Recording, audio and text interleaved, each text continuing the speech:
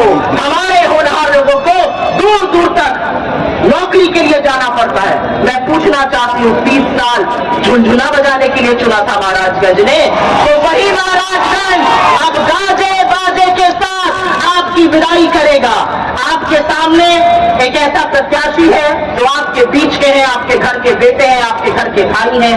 आपने विषम परिस्थितियों में बरेंदा की देवतुल्य जनता ने उनको अपना विधायक चुना, और अब मैं आपसे हाथ जोड़कर और हक से आपकी बेटी और बहन होने के नाते वीरेंद्र चौधरी जी के लिए आपका महत्वपूर्ण वोट मांगती हूँ और कहती हूँ, ऐसे व्यक्ति को चुनिए जो आपके दुख, आपके दर्द, आपकी तकलीफों को समझे और उसको सुलझाए। 2 मिनट में अपनी बात खत्म करती हूँ, क्योंकि 48 बनने का ये हमारा न्याय पत्र हर उस समस्या का समाधान है जो नरेंद्र मोदी की सरकार ने पिछले 10 साल में आप पर बरपाई है। वो 45 साल की बेरोजगारी है, वो कमर तोड़ महंगाई है, वो बदहाल किसान है, वो मजबूर मजदूर है, वो असुरक्षित महिलाएं हैं। हमारा न्याय पत्र युवा न्याय, नारी न्याय, किसान न्याय, श्रमिक न्याय, हर उस चीज की बात करता है। हम सबसे ज्यादा बात करते हैं 30 लाख रोजगार की जो खाली पड़े हैं। 15 अगस्त से वो नौकरियां भरनी शुरू होंगी। ये वादा है अखिलेश यादव जी का, ये वादा है राहुल गांधी जी का। हम वादा करते हैं कि गरीब महिलाओं के खाते में 5 जुलाई से हर महीने खटाखट 8500 रुपए महीना, मतलब 1 लाख रुपए साल का जाने वाला है। हम वादा करते हैं आप किसानों से, मैं किसान की बेटी हूँ, आपको एमएसपी का लीगल गारंटी मिलेगी, आपकी खेती जीएसटी से मुक्त होगी। और उन्होंने 16 लाख करोड़ पूंजीपतियों के माफ करे, हम आपका कर्जा माफ करने जा रहे हैं। ये हमारा वादा है, ये कोई जुमला नहीं है। मैं वादा करती हूँ कि मनरेगा का मानदेय 400 रुपए प्रतिदिन होने जा रहा है। और मैं एक और वादा करती हूँ आपसे, 5 किलो राशन की रट मोदी जी लगाते हैं। वो कानून यूपीए की सरकार ने बनाया जिसमें समाजवादी भी शामिल थे, कांग्रेस भी शामिल थी। हम 5 किलो नहीं, हम 10 किलो राशन आपको देने जा रहे हैं। हमने कर्नाटका में ये किया, हमने तेलंगाना में ये किया, और हम फिर से ये करने जा रहे हैं। और सबसे बड़ी बात जो मैं कहने जा रही हूँ, इस देश में बाबा साहब के संविधान ने, गांधी के संविधान ने, नेहरू के संविधान ने, पटेल, बोस, आजाद, भगत सिंह के संविधान ने आपको ताकत दी है।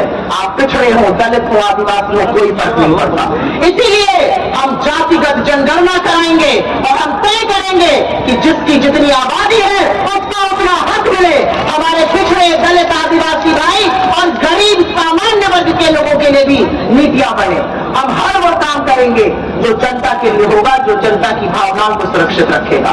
मैं अंत में सिर्फ एक लाइन अपने नेता, 45 साल की बेरोजगारी, याद रखिएगा 100 रुपए का पेट्रोल, याद रखिएगा आटा, दही, पढ़ाई, दवाई, सब पर जीएसटी, लेकिन सबसे ज्यादा याद रखिएगा देश के संविधान को, क्योंकि संविधान ने हमें और आपको ताकत दी है कि हम और आप यहाँ पर खुलकर बात कर सकते हैं।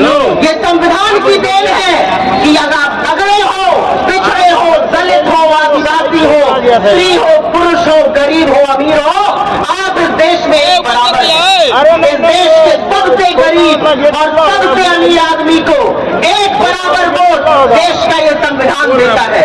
निचलोर का एक मजदूर और इस देश का प्रधानमंत्री इस संविधान की निगाह में एक बराबर है।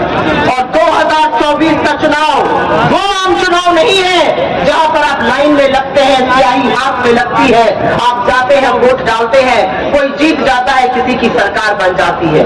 ये चुनाव तय करेगा कि क्या ये देश इस संविधान से चलेगा या ये देश एक व्यक्ति की मर्जी से चलेगा। ये चुनाव तय करेगा कि क्या युवाओं की, दलितों की, आदिवासियों की, पिछड़ों की, किसानों की, श्रमिकों की, महिलाओं की आवाज से ये देश चलेगा या एक आदमी के मन की बात से ये देश चलेगा। तो इसलिए अपने वोट की ताकत को पहचानिए, क्योंकि ये लड़ाई संविधान बचाने वालों और संविधान खत्म करने वालों के बीच में है। ये लड़ाई उन लोगों के बीच में है जिन्होंने समाजवाद का झंडा उठाए रखा। ये लड़ाई